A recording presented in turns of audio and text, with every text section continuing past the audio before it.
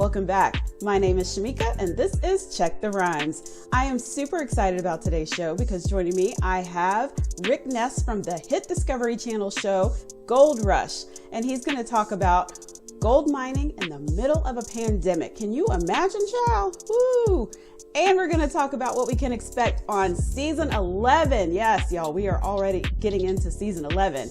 And I'm going to see if he'll give me some behind the scenes tea because I want to know what them gold miners are doing out there all alone. And anyway, stay tuned. You don't want to miss today's show. Welcome to Check the Rhymes. How are you? I'm very good. How are you doing? I'm doing great. So season 11, oh my goodness. You have to tell me, what can we expect this season on Gold Rush? Gold. Lots of gold. No, it's yeah. No, I mean it's yeah, a lot of hard work, a lot of gold, but also, we, just like everybody else, we were affected by everything that happened this year. And that was just another added struggle to the struggle that is gold mining.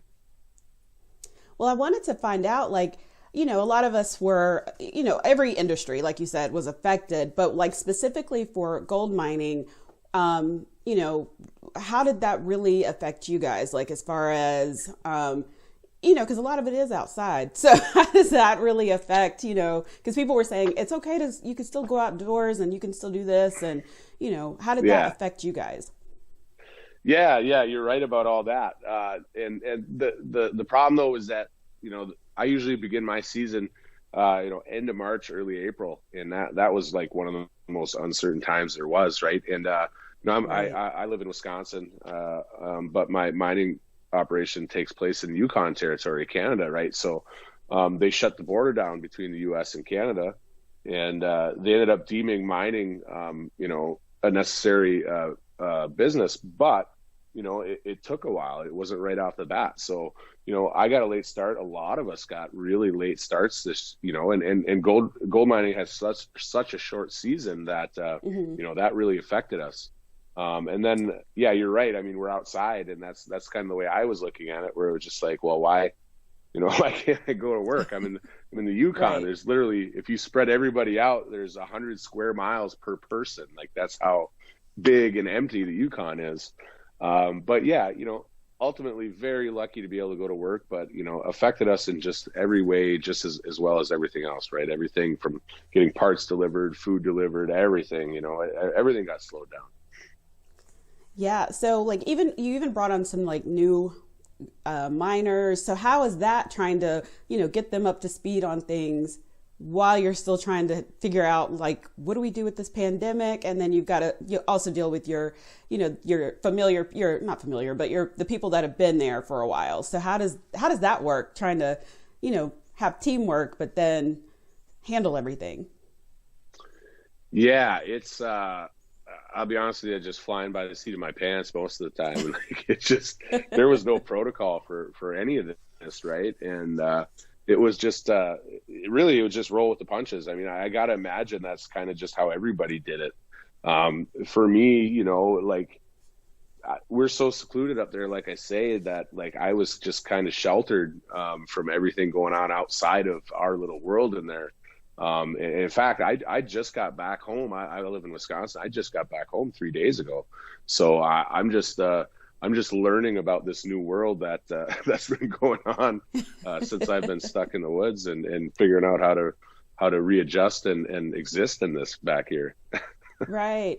Well, I wondered though, with since you guys were obviously working the past few months, what kind of COVID-19 precautions were you taking, precautionary measures? We're all wearing masks and making sure I'm sure you're doing the same thing, making sure you wash your hands, don't touch your face, all this other stuff. So did you guys have anything particular that you had to kind of adhere to make sure everybody was safe?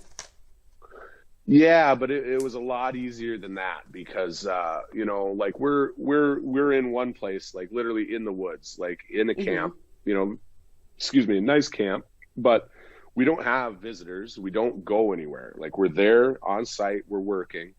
And then as far as, any kind of parts or groceries, food and all that stuff, all that gets delivered. And, we have one person that handles that this year. And And then, the film crew, those are the only people we see all summer while we're working. They all have a strict protocol of, quarantine before they come in. So really, I mean, as far as most people go, we couldn't really have been more lucky as far as, our risk of any kind of, being around any of it was almost none. That's great. And for my last question, are there any favorite moments behind the scenes that we won't see on TV, but that's something that you can share with us, that, something funny, a funny moment or something that we won't get to see? Oh, there's, I'm trying to think of something individual. Yeah. Like Gold Rush, they show a little, like, I'm a goofball and everybody that works for me is, and we're constantly goofing around. I mean, it's serious business. And we do take it very seriously. We work very hard, but we have a lot of fun while we're doing it, because why not? And that translates sometimes on the show, but not always. So yeah, I mean, there's just wow. Most of it I probably couldn't repeat. I'm sorry.